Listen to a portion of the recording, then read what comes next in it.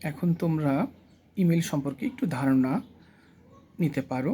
Formal letter এবং ইমেলের পার্থক্য শুধু এইটুকুই যে ইমেলে কোনো ডেট লেখার প্রয়োজন হয় না। ইমেলের প্রথম অংশটা হচ্ছে প্রাপকের ঠিকানা বা রিসিভার অ্যাড্রেস, অর্থাৎ আমরা যেভাবে ইমেল আইডিটা লিখি @টা দিয়ে যেভাবে লিখি সেরকম করে লিখবে।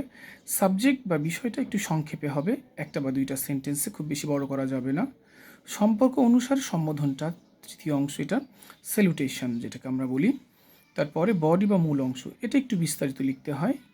তারপর কেন লেখা হচ্ছে, তোমার পরিচয়, বিস্তারিত তথ্য আর প্রত্যাশা, এই জিনিসগুলো বডি পার্টে থাকবে। তারপর ক্লোজিং বা সমাপ্তি, এর সাথে তোমার প্রেরকের নাম, তার ডেজিগনেশন বা পদবিটা দেওয়া ভালো। ক্লোজিং বা সমাপ্তিটা সৌজন্যপূর্ণ বিদায় হবে। যেই ভাষাগুলো সাধারণত আমরা ব্যবহার করি সেই ভাষাগুলো একটু বই থেকে জেনে নেবে।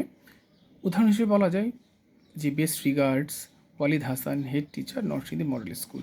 এইখানে প্রেরকের নাম, প্রেরকের পদবিটাও আছে। তোমরা সাজেশন হিসেবে যে কোনো বোর্ডের দুইটা সাম্প্রতিক সময়ে এসেছে এরকম দুইটা বোর্ড থেকে তোমরা এর গঠন, লেখার পদ্ধতি, এর ডেকোরামটা তোমরা জেনে রাখো, তাহলে তোমাদের জন্য সুবিধা হবে। তোমাদের ফর্মাল লেটারটাই বেশি আসবে, যে 5টা সাজেশন দিয়েছি সেটা সহ তোমাদের আর যা যা অন্যান্য টিচাররা বলেছে সেগুলো পড়ো। তোমাদের ইমেল এবং ইনফর্মাল লেটার আসার সম্ভাবনা একটু কম, তারপরও অবশ্যই শিখতে হবে, জানতে হবে, ধারণা কিন্তু রাখতে হবে। এরপর আমরা একটু রিপোর্ট রাইটিংয়ের দিকে যাই।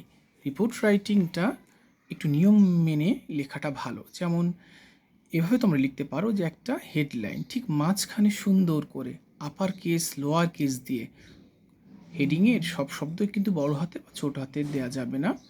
ওখানে তোমার নাউনগুলো, ভার্ব, অ্যাডজেক্টিভগুলো তোমার বড় হাতে লিখতে হবে। তারপর ভূমিকা পরিচিতি দিয়ে একটা ইন্ট্রোডাকশান, ওখানে সময়, তারিখ, স্থান এগুলো উল্লেখ করতে হবে। কেন লেখা হচ্ছে, ঘটনাটা সম্পর্কে খুব সংক্ষিপ্ত কয়েকটা সেন্টেন্স লিখতে হবে। তোমার মূল উদ্দেশ্য কী সেটাও এর মধ্যে আসতে হবে। তারপর এর মূল অংশে তোমার মেইন বডি বা ডিটেলসে থাকবে এই তথ্য, ঘটনার বিবরণ, কার্যক্রমের বর্ণনা, গুরুত্বপূর্ণ ব্যক্তিত্বর সাথে জড়িত হলে তার বর্ণনা, ঘটনাটা কতটুকু সফল হয়েছে সেটাও তোমাকে লিখতে হবে। আর শেষে কনক্লুশন, তোমার উপসংহার বা মন্তব্য।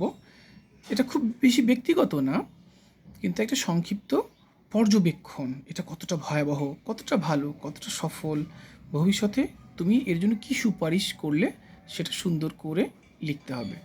এটাই হচ্ছে রিপোর্ট লেখার নিয়ম। আর রিপোর্টের সাজেশনটা একটু দিয়ে দিচ্ছি।